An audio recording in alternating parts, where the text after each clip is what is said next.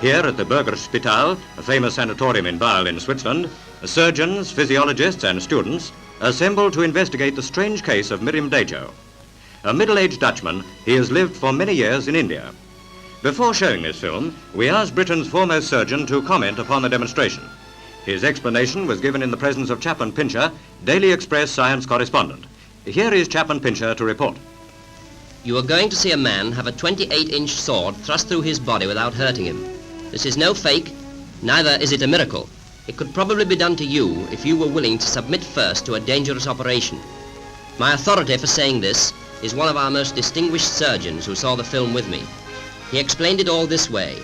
Years ago, Indian mystics showed Dejo how swords could be passed through their bodies without causing injury. They persuaded him to let them experiment. A thin round sword was pushed through his skin between the ribs low on the left side. This would hurt, but Dejo had probably been hypnotized. There must have been some loss of blood too. By careful manipulation of the sword, it could be worked further into the body so that the point missed most of the vital organs.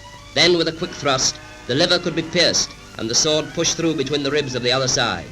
Now all this would be very risky. There would be considerable bleeding, and Dejo must have been ill for several weeks after the operation, for it is clear that the sword does pass through the right lobe of the liver. But once the wounds had healed, a straight path of insensitive scar tissue would be formed.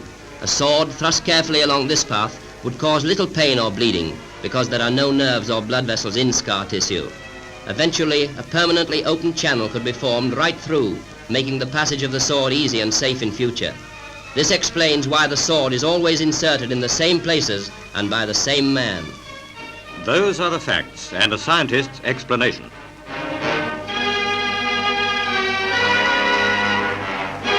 Meantime, Miriam Dejo eats and lives as an ordinary individual.